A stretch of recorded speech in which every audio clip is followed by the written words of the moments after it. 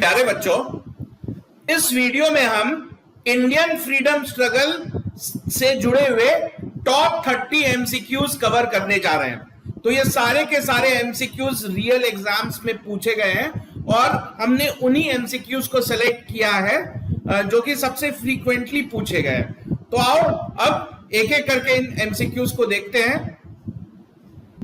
Who was the Governor General of India when the revolt of 1857 broke out? तो जब 1857 का revolt हुआ था इंडिया में, उस वक्त गवर्नर जनरल कौन थे? तो इसका आंसर क्या होगा बच्चों? इसका आंसर हो जाएगा लॉर्ड कैनिंग। तो इनका पूरा नाम था अर्ल कैनिंग, इनको लॉर्ड कैनिंग भी कहते थे। तो रिवॉल्ट जो 1857 का हुआ वो मई जून के महीने में स्टार्ट हुआ था। तो उस वक्त गवर्नर जनरल इंडिया के यही हुआ करते थे, लॉर्ड कैनिंग। बाद में इनको प्रमोट करके इंडिया का वाइस रॉय बना दिया गया। तो अगर कोई विद्या गुरु का स्टूडेंट इस वीडियो को देख रहा है तो मैं आपसे एक्सपेक्ट करूंगा कि 30 में से 28 क्वेश्चंस तो आपके सही होने ही होने चाहिए, क्योंकि ये सारे जो एमसीक्यूज अभी आप देखोगे इन सब को हमने वीडियोस में भी डिस्कस किया हुआ है जब हम हिस्ट्री की वीडियोस कवर कर रहे थे। तो अगली क्वेश्चन पे देखते हैं। Rani Lakshmibai of Jhansi died fighting against the British forces at which place? तो रानी लक्ष्मीबाई जो कि झांसी की रानी थी ये तो हम जानते हैं, लेकिन उनकी मृत्यु ब्रिटिश फोर्सेस से लड़ते हुए किस शहर में हुई थी? ऑप्शंस है कानपुर, आगरा, वाराणसी, ग्वालियर। तो इसका सही आंसर हो जाएगा ग्वालियर।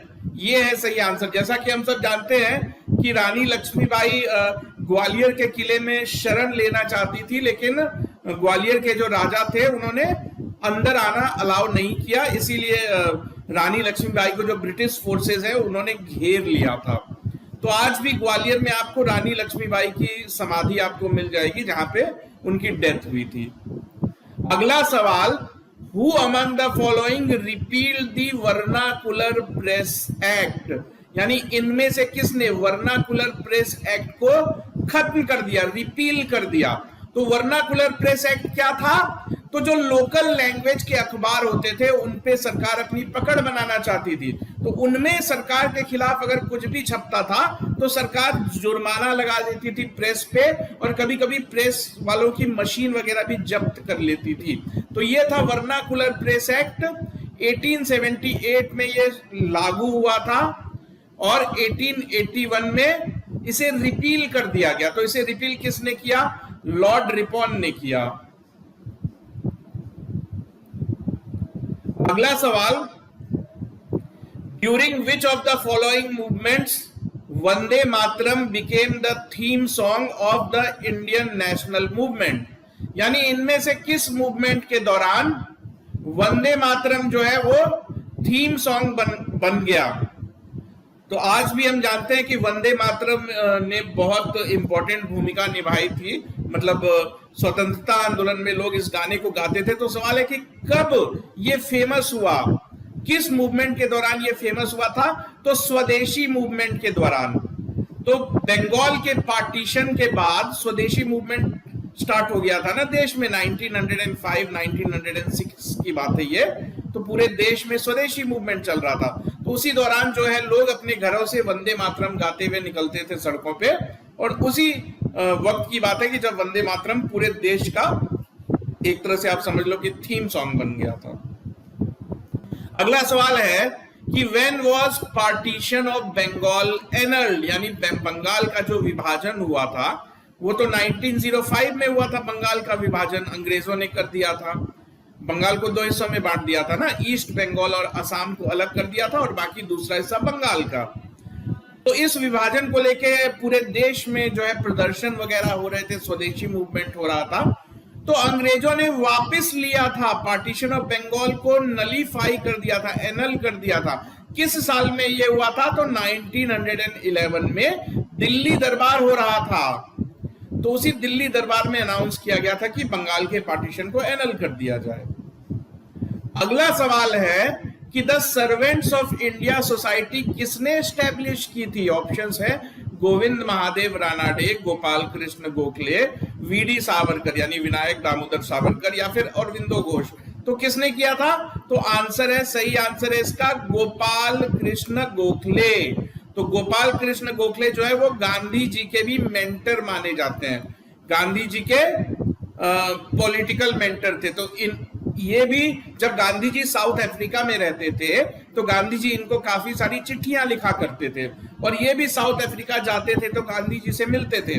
तो गोपाल कृष्ण गोखले के कहने पे ही गांधी जी एक तरह से समझ लो कि साउथ अफ्रीका से इंडिया लौट के आए और कांग्रेस ज्वाइन कर ली उन्होंने। तो इसका जवाब है गोपाल कृष्ण गोखले। अगला सवाल है कि the author of poverty and un British rule in India के लेखक कौन है? तो ये एक बुक का नाम है, बहुत फेमस बुक है, poverty and un British rule in India. तो ये इस बुक के जरिए अंग्रेजों के राज में जो भारत का एक्सप्लॉयटेशन हो रहा था, जो भारत की जो वेल्थ थी वो यहां से निकल के ब्रिटेन जा रही थी, तो इस बुक को लिखा था दादा भाई नावरोजी ने। तो इस बुक के जरिए वो कहना चाहते थे कि जो ब्रिटिश जैसा कहते हैं, ब्रिटिश अपने आप को जेंटलमैन कहते हैं, लेकिन भारत में जिस तरह की सरकार वो चला रहे हैं वो कहीं से भी ब्रिटिश के साथ सूट नहीं करती है, जिस तरह वो अपने आप को क्लेम करते हैं। तो ये बुक लिखी थी दादा भाई नावरोजी ने। बुक का नाम याद रखोगे, बहुत बार पूछा जा चुका है ये question, poverty and un British rule in India. अगला सवाल है कि whom did British describe as father of Indian unrest? तो ब्रिटिशर्स किस फ्रीडम फाइटर को फादर ऑफ इंडियन अनरेस्ट बुलाते थे? यानी कि देश में अंग्रेजों के खिलाफ जितने आंदोलन होते थे सबका जनक, सबका जड़ उस फ्रीडम फाइटर को मानते थे, इसीलिए अपने अखबारों में उस फ्रीडम फाइटर को फादर ऑफ इंडियन अनरेस्ट कह के बुलाते थे। तो इसका सही जवाब है बाल गंगाधर तिलक। तो बाल गंगाधर तिलक से अंग्रेज जो है बहुत परेशान रहते थे। जब हमने वीडियो की थी फर्स्ट वर्ल्ड वॉर की और होम रूल लीग मूवमेंट वगैरह की, तो उसमें आपने देखा होगा बाल गंगाधर तिलक के बारे में हमने अच्छे से डिस्कस किया था।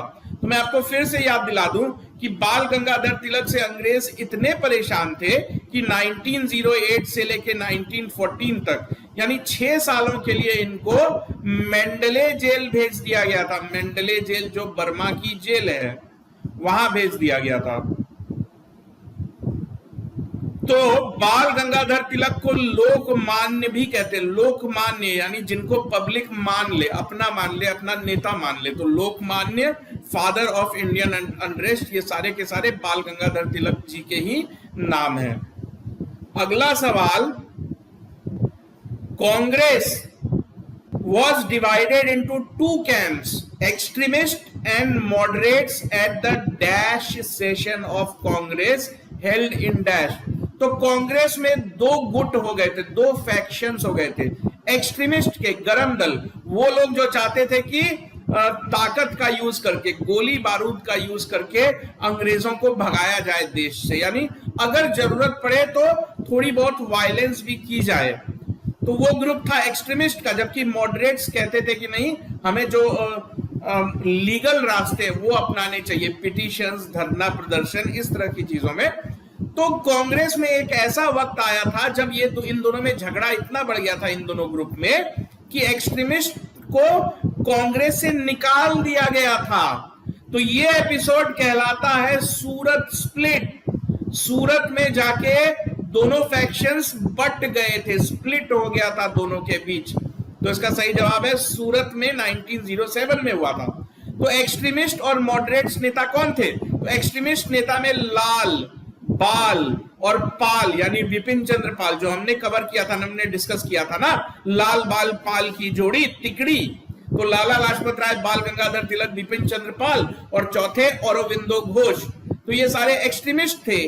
इन सबको निकाल दिया गया था कांग्रेस पार्टी से 1907 में। मॉडरेट्स में कौन कौन हुआ करते थे? तो दादा भाई नारोजी, सुरेंद्र नाथ बनर्जी, बदरुद्दीन तैयब जी और फिरोज शाह मेहता। अगला सवाल, who was conferred upon the title of Kaisare Hind by British? तो कैसरे हिंद की टाइटल ब्रिटिश ने महात्मा गांधी को दी थी। क्यों दी थी? देखो, महात्मा गांधी जब अफ्रीका में रहते थे तो उस दौरान अफ्रीका के जो मूल निवासी थे अफ्रीकन और ब्रिटिश की लड़ाई चल रही थी। तो इस लड़ाई को बोर वॉर कहते हैं। ये 3-4 सालों तक लगातार ये लड़ाई चलती रही, बोर वॉर। तो महात्मा गांधी अपने आप को ब्रिटिश सिटीजन ही मानते थे। तो महात्मा गांधी ने एम्बुलेंस कॉर्प बनाई थी, एम्बुलेंस कॉर्प, यानी युद्ध में घायल हुए सैनिकों के लिए एम्बुलेंस सेवा चालू की थी महात्मा गांधी ने।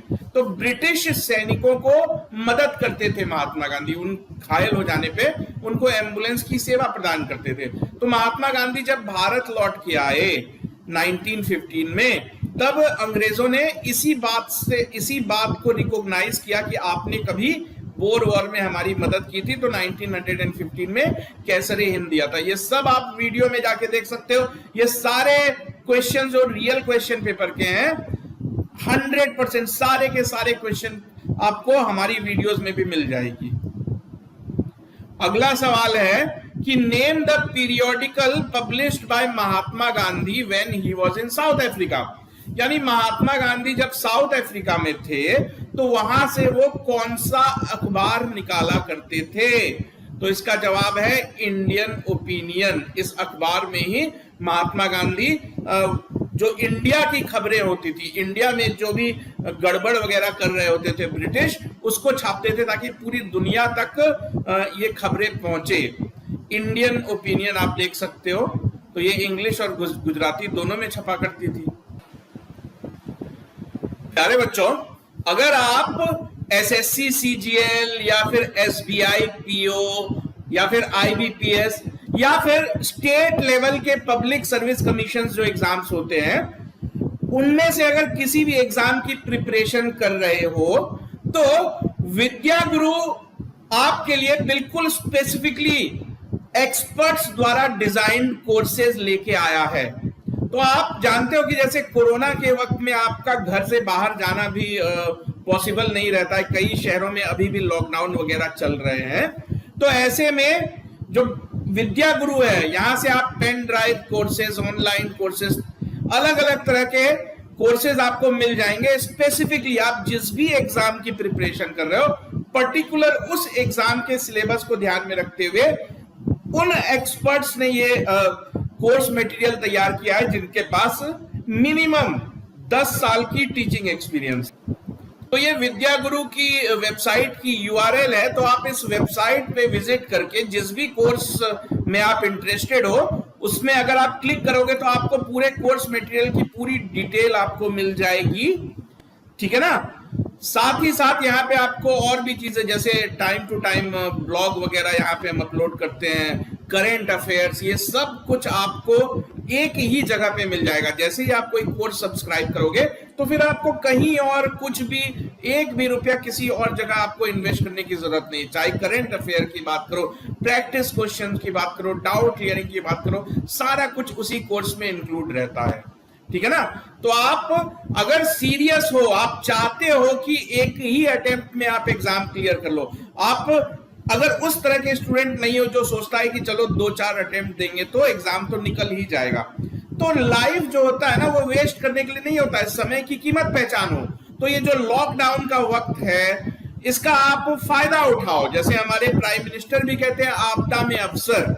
तो अगर आप घर में बैठे बैठे ही आप अच्छे से प्रिपरेशन कर सकते हो तो इंडिया के बेस्ट इंस्टीट्यूट से आप प्रिपरेशन कर सकते हो। तो विद्या गुरु की वेबसाइट आप आज ही विजिट करो और जिस भी एग्जाम की प्रिपरेशन आप कर रहे हो उसको प्रोफेशनली करो।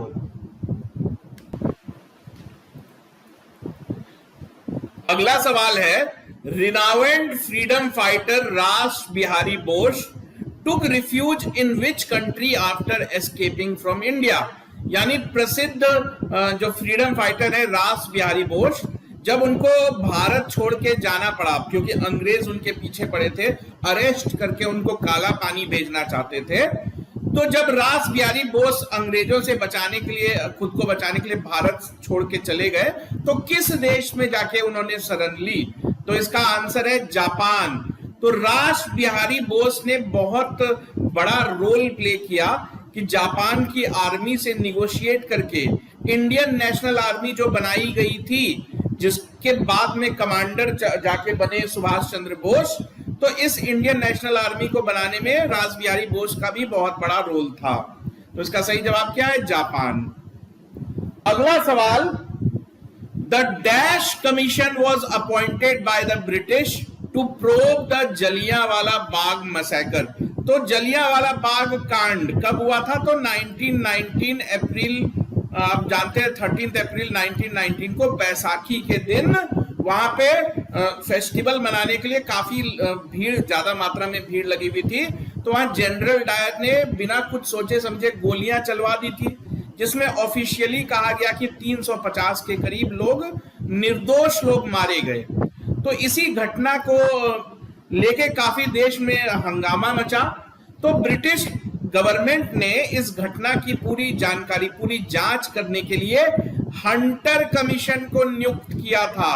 तो इसका जवाब होगा हंटर कमीशन। तो हंटर कमीशन ने जनरल डायर को बिल्कुल एक तरह से माफी ही दे दी। अगला सवाल है, who was the first woman president of Indian national Congress? यानी इंडियन नेशनल कांग्रेस की प्रेसिडेंट बनने वाली पहली महिला कौन थी? तो इसका जवाब है एनी बेसेंट। ये 1917 में बनी थी कांग्रेस की प्रेसिडेंट और ये पहली महिला प्रेसिडेंट थी, ये एनी बेसेंट। अगला सवाल है कि the infamous Chauri Chaura incident took place in the year. तो चौरी चौरा नाम का जो एक बहुत फेमस कांड हुआ, ये किस साल में हुआ? तो ये चौरी चौरा में जो घटना हुई थी, ये बेसिकली थी क्या? तो चौरी चौरा का जो पुलिस स्टेशन है, वो उसको एक भीड़ ने जला दिया था, क्योंकि भीड़ को इस बात से बहुत गुस्सा हुआ, भीड़ में इस बात को लेकर काफी गुस्सा था कि कुछ निर्दोष लोगों को पुलिस ने पकड़ के थाने में बंद कर दिया था। तो भीड़ जमा हो गई। चौरी चौरा गोरखपुर, जो उत्तर प्रदेश का गोरखपुर जिला है, उसका एक प्रखंड हुआ करता था। तो पूरे पुलिस स्टेशन में आग लगा दी गई, जिससे कि 22 पुलिस वाले जल के मर गए। तो 22 पुलिस वाले जल के मर गए, ये घटना ही चौरी चौरा कांड कहलाती है। ये 5 फरवरी 1922 की घटना है। इसी घटना के बाद महात्मा गांधी इतने दुखी हुए, उनको लगा कि मैं तो अहिंसा की बात करता हूं और यहां तो 22 पुलिस वालों की डेथ हो गई। तो इस घटना से महात्मा गांधी इतने दुखी हुए कि उन्होंने उस वक्त जो नॉन कोऑपरेशन मूवमेंट चल रहा था पूरे देश में, उसको विथड्रॉ कर लिया था। तो ये घटना कब हुई थी? 5 फरवरी 1922 की बात है ये। तो आगे बढ़ते हैं। अगला क्वेश्चन है कि स्वराज पार्टी को किसने एस्टैब्लिश किया? तो स्वराज पार्टी को एस्टैब्लिश किया था चित्तरंजन दास और मोतीलाल नेहरू ने मिलकर। मोतीलाल नेहरू यानी जवाहरलाल नेहरू के पिताजी। अगला क्वेश्चन है, who drafted the resolution on fundamental rights for the Karachi session of Congress in 1931? यानी 1931 में जो कराची में कांग्रेस का सेशन हुआ था, उसमें फंडामेंटल राइट से जुड़ा एक रिजोल्यूशन पास किया गया था। तो उस रिजोल्यूशन को लिखा किसने था? तो बहुत इंपॉर्टेंट है ये कराची सेशन, अपने आप में बहुत इंपॉर्टेंट है। तो कराची सेशन वाली वीडियो आप देख लोगे, वहां हमने डिटेल में डिस्कस कर रखा है ये चीज, कि इसका जवाब है पंडित जवाहरलाल नेहरू। अगला सवाल है, an all India Khilafat conference was held at dash on 23 November 1919 with Gandhi as its president. तो हम जानते हैं कि नॉन कोऑपरेशन मूवमेंट के साथ ही साथ देश में खिलाफत मूवमेंट भी चल रहा था। तो इन दोनों मूवमेंट को मर्ज कर दिया गया था। तो इन दोनों ही मूवमेंट की लीडरशिप गांधी जी ने ले रखी थी अपने हाथों में। तो इस दोनों मूवमेंट को मर्ज करने के लिए एक कॉन्फ्रेंस बुलाया गया था, जिसका नाम रखा गया था ऑल इंडिया खिलाफत कॉन्फ्रेंस। तो ये कहां बुलाया गया था? 23 नवंबर 1919 के दिन ये जो कॉन्फ्रेंस की हम बात करें, ये कहां, किस जगह पे कॉन्फ्रेंस किया गया? तो इसका जवाब है दिल्ली। अगला सवाल है, मोपला रिबेलियन ऑफ 1921 कहां हुआ था? मोपला रिबेलियन, इसको कुछ लोग मोपला राइट्स भी बोलते हैं, क्योंकि इसमें हिंदू मुस्लिम का भी एंगल आ गया था बाद में। तो ये सही जवाब है मालाबार केरल। तो मोपला जो है वहां के मुस्लिम फार्मर्स होते थे, किसान होते थे, तो मोपला कहा जाता था उनको। तो मेजरली वो मुस्लिम थे और उनके जो जमींदार थे वो हिंदू ब्राह्मण हुआ करते थे। तो किसानों को लगता था, मोपला किसानों को लगता था कि जमींदार जो है वो अंग्रेजों के साथ मिल गए हैं और हमारा शोषण कर रहे हैं। तो ये जो जमींदारों के खिलाफ रिबेलियन हुआ, इसी को मोपला रिबेलियन कहते हैं। अब यहाँ पे हिंदू मुस्लिम वाली बात कहां से आ गई, क्योंकि जो फार्मर्स थे वो मुस्लिम थे और उनके जमींदार जो थे हिंदू थे, तो इसलिए कई जगह पे इसको मोपला राइट का भी नाम दे दिया गया, दंगों का भी। अगला सवाल है कि Lucknow pact of 1916 was an agreement between which two parties. तो लखनऊ पैक्ट, लखनऊ में एग्रीमेंट हुआ था 1916 में, जिसको लखनऊ पैक्ट कहते हैं। ये किन दो पार्टीज के बीच हुआ था? बहुत इंपॉर्टेंट इवेंट है ये। कांग्रेस और मुस्लिम लीग दोनों में पॉलिटिकल डिफरेंसेस थे, तो दोनों पॉलिटिकल पार्टीज अपने डिफरेंसेस को भुला के एक हो गई। दोनों ने फैसला किया कि हम दोनों पार्टीज साथ में मिलके इंडिया के फ्रीडम स्ट्रगल के लिए फाइट करेंगे। तो ये हुआ था मोहम्मद अली जिन्ना को, इसमें बहुत ज्यादा क्रेडिट दिया जाता है मोहम्मद अली जिन्ना को, और कुछ हद तक एनी बेसेंट को भी दिया जाता है। तो मोहम्मद अली जिन्ना दोनों ही पॉलिटिकल पार्टी के सदस्य थे, कांग्रेस के भी थे और मुस्लिम लीग के भी थे। तो मोहम्मद अली जिन्ना ने कोशिश की कि दोनों पार्टी को मिलाया जाए, तो इसी चीज को लखनऊ पैक्ट कहते हैं। अगला सवाल है, who called Mohammad Ali Jinnah as ambassador of unity, यानी एकता का एम्बेसडर, एम्बेसडर ऑफ यूनिटी। ये सरोजनी नायडू ने नाम दिया था मोहम्मद अली जिन्ना को, क्योंकि लखनऊ पैक्ट में उन्होंने काफी इंपॉर्टेंट रोल प्ले किया था, मुस्लिम लीग और कांग्रेस को यूनाइट किया था ना, इसीलिए एम्बेसडर ऑफ यूनिटी का नाम दिया था। तो आंसर है सरोजनी नायडू ने दिया था। अगला सवाल है, forward block was established bye, किसने फॉरवर्ड ब्लॉक की स्थापना की? तो सही जवाब है सुभाष चंद्र बोस। तो जब सुभाष चंद्र बोस कांग्रेस से निकल गए थे, बाहर चले गए थे, तब उन्होंने अपनी पॉलिटिकल पार्टी बनाई थी। ये पॉलिटिकल पार्टी आज भी बंगाल में एक्टिव है, फॉरवर्ड ब्लॉक। अगला सवाल है, who was the leader of Chittagong armoury raid, यानी चिटागोंग, चिटागोंग बांग्लादेश में है आज ये बांग्लादेश का शहर है, उस वक्त तो ऑब्वियसली भारत का ही हिस्सा था। तो चिटागोंग में आर्मरी, आर्मरी उस जगह को कहते हैं जहां हथियार रखे जाते हैं। तो चिटागोंग में हथियारों की फैक्ट्री पे रेड करके हथियार लूट लिए गए थे, इसको चिटागोंग आर्मरी रेड कहते हैं। इसको इसके लीडर थे सूर्य सेन। तो सूर्य सेन जो है एक बंगाली टीचर हुआ करते थे, टीचर होने की वजह से उनको मास्टर दा भी कहते थे, मास्टर मतलब टीचर। तो इसका जवाब है सूर्य सेन। तो ये टीचर थे, इनके कुछ स्टूडेंट्स थे, तो इनके लगभग 60-65 के करीब स्टूडेंट थे। तो इन्होंने अपने 60-65 स्टूडेंट के साथ मिलकर चिटागोंग आर्मरी पे हमला करके हथियार लूट लिए थे। तो बाद में ये लोग पकड़े गए और कई सारे लोगों को फांसी हो गई थी। अगला सवाल है, the Indian independence act was passed by the British parliament in. ये बहुत कंफ्यूजिंग सवाल है, लेकिन कई बार पूछा गया है।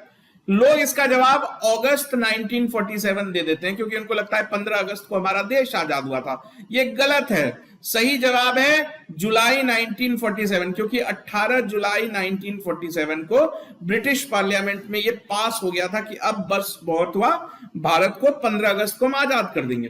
तो भारत भले ही 15 अगस्त को आजाद हुआ, लेकिन ये रिजोल्यूशन जो है, ये एक्ट जो है, ये 18 जुलाई को ही पास हो गया था। अगला सवाल, Rani Gaidinliu was a famous freedom fighter from which state. तो ये एक ट्रिक क्वेश्चन है। तो रानी गेडिनलियू बेसिकली एक नागा लेडी थी, नागा, लेकिन वो थी मणिपुर की। तो इनको मणिपुर का बहुत बड़ा फ्रीडम फाइटर माना जाता है। वहां से इन्होंने बोला था कि हमारे ऊपर अंग्रेजों को रूल करने का कोई हक नहीं है। तो ये काफी साल जेल में भी रही थी। तो रानी गेडिनलियू कहाँ की है? मणिपुर की है। लेकिन ये एथनिकली, जाति के हिसाब से बोलो सोसाइटी के हिसाब से बोलो तो ये नागा कम्युनिटी को बिलोंग करती थी। अगला सवाल, who among the following was known as frontier Gandhi? इनमें से किसे फ्रंटियर गांधी कहते थे? तो इसका सही जवाब है खान अब्दुल गफ्फार खान। अब इनको फ्रंटियर गांधी क्यों कहते थे? तो गांधी के बहुत बड़े शिष्य थे ये, और फ्रंटियर का मतलब होता है बॉर्डर। तो जब देश दो टुकड़ों में बंट गया तो ये बॉर्डर के दूसरे तरफ चले गए, पाकिस्तान में चले गए, लेकिन वहां जाने के बाद भी इन्होंने अपने आप को गांधी जी का फॉलोअर ही बनाए रखा।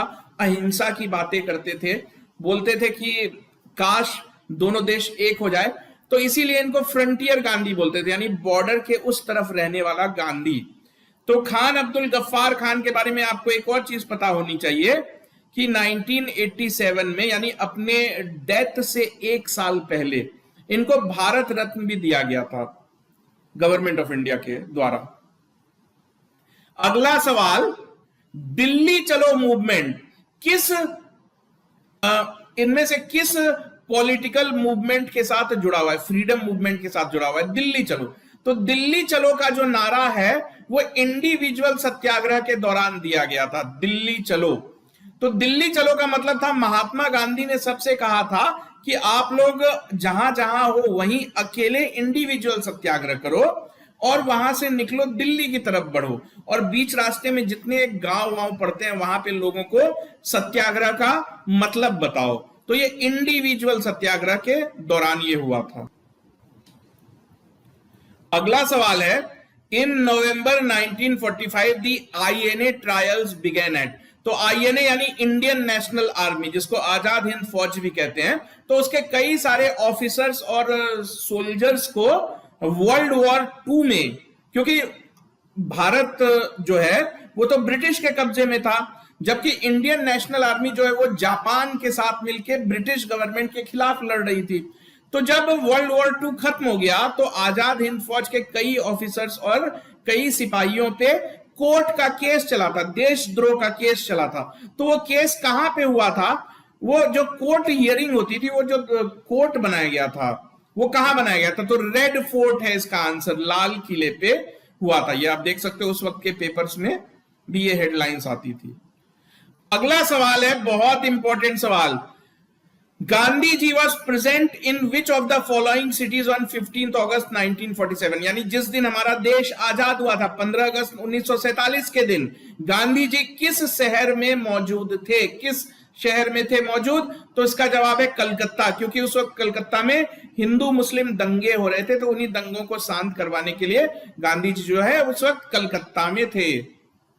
अगला सवाल, When did the first meeting of Constituent Assembly take place? तो Constituent Assembly, जैसा कि आपने अगर वीडियोस हमारी देखी होगी, तो Constituent Assembly कुछ लोगों को चुन के, पब्लिक ने चुन के भेजा कि आप Constituent Assembly बनाओ। कॉन्स्टिट्यूएंट असेंबली का मकसद था, यहां लोग डिस्कस करते थे कि भारत का कॉन्स्टिट्यूशन कैसा होगा, यानी भारत का कॉन्स्टिट्यूशन जिन लोगों ने मिल के बनाया वो कॉन्स्टिट्यूएंट असेंबली के सदस्य थे। तो कॉन्स्टिट्यूएंट असेंबली की पहली मीटिंग कब हुई थी? तो इसका जवाब है 9 दिसंबर 1946 के दिन हुई थी। तो प्यारे बच्चों, अगर आपको ये वीडियो पसंद आई हो तो प्लीज एक बार लाइक बटन तो हिट करना बनता है, और अगर अभी तक आपने हमारे चैनल को सब्सक्राइब नहीं किया है तो वो भी आप सब्सक्राइब कर लो। नीचे आपको एक बेल आइकॉन दिख रहा होगा, तो उसे प्रेस कर लो, सब्सक्राइब कर लो, ताकि फ्यूचर में हम जब भी ऐसी कोई वीडियो डालें तो उसके नोटिफिकेशंस आपको मिल जाएं। और मैं आपसे फिर से एक बार रिक्वेस्ट करता हूं कि अगर आप सीरियस हो, आप अपनी गिनती सीरियस स्टूडेंट्स में करते हो, उन स्टूडेंट्स को में अपने आप को देखना चाहते हो जो कि सक्सेस के पीछे पागल हैं, या आप अगर चाहते हो कि आप पूरी मेहनत करने के लिए तैयार हो, तो हम आपके साथ मिलकर मेहनत करने के लिए तैयार हैं। हम पिछले कई सालों से अलग अलग एग्जाम्स के टॉपर प्रोड्यूस कर रहे हैं, तो आप भी उन टॉपर्स में शामिल हो सकते हो। तो जैसे ही ये वीडियो खत्म हो जाए तो मैं आपसे रिक्वेस्ट करूंगा कि 1-2 मिनट का वक्त निकाल के प्लीज हमारी वेबसाइट को विजिट जरूर करें। वहां आपको अपने मतलब के कोर्सेज आपको मिल जाएंगे, उसकी पूरी डिटेल वगैरह मिल जाएगी। तो अब बिल्कुल भी टाइम वेस्ट मत करो। अगर सीरियस हो ही गए हो लाइफ में तो प्रिपरेशन प्रोफेशनली स्टार्ट करो ना फिर।